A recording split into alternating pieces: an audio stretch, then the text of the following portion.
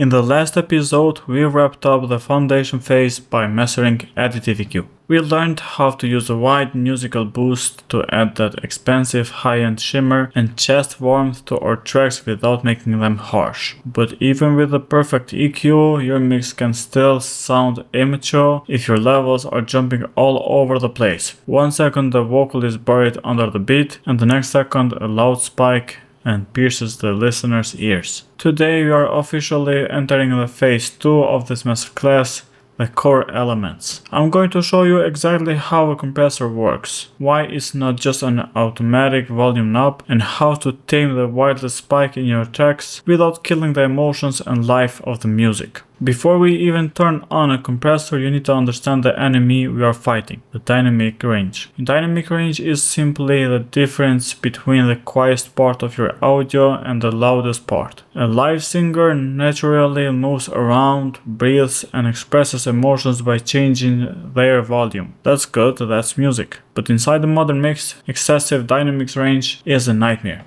If the verse is quiet, you turn the fader up so you can hear the lyrics. But when the chorus hits, that same vocal explodes and clips your master bus. A compressor solves this by automatically narrowing that gap, trapping the loud spikes so the quiet parts can naturally sit higher in the mix. A compressor can look intimidating with all its dials, but 90% of your results come down to just 3 main settings. Let's break them down. The first one is the threshold, the trapdoor. This sets the line. Any audio that stays below that line, that threshold, is left completely alone. The exact moment a loud peak jumps above the threshold, the compressor slams the trapdoor and starts turning the volume down. The second one is the ratio, the strength. This decides how hard the compressor pushes back. A 2:1 ratio is gentle. It lets the audio breathe. A 4:1 ratio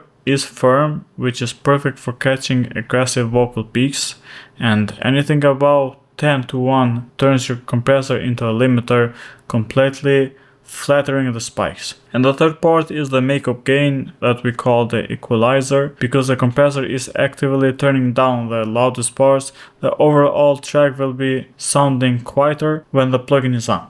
Makeup gain lets you boost the entire clean signal. Compressed signal back up to match the original volume. Now the quietest details are perfectly heard. But there is the absolute deadliest trap in the dynamic control: overcompression. When beginners discover compressors, they push the threshold way too low and crank the ratio up to make everything loud and punchy. But if you squash your audio completely flat, you will destroy the transients response, the knock of your drum, or the initial impact of vocals, the syllable. Your mix will end up sounding lifeless, small, exhausting to listen to. The goal of a pro engineer isn't to remove dynamics entirely, it's to gently pin them down. If your gain reduction meter is constantly pinned past -6 to -10 decibels on a standard vocal, you are destroying the emotion of the performance.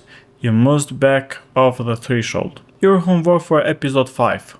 Open up your current project and find a dynamic track, ideally a lead vocal or an acoustic bass. Load up a basic compressor, set the ratio to 3:1, pull the threshold down slowly until the gain reduction meter is only moving between -2 to -4 decibels on the absolute loudest peaks. And then use the makeup gain to measure volume and bypass it and listen on and off how much tighter the performance sits. In the episode 6 we are going to dive deeper into the clockwork of dynamics, the attack and release times, and how they control the groove of your track. Drop a comment letting me know if the compressor still confuses you, hit subscribe, rest your ears for a few minutes, and I'll see you in the next grid.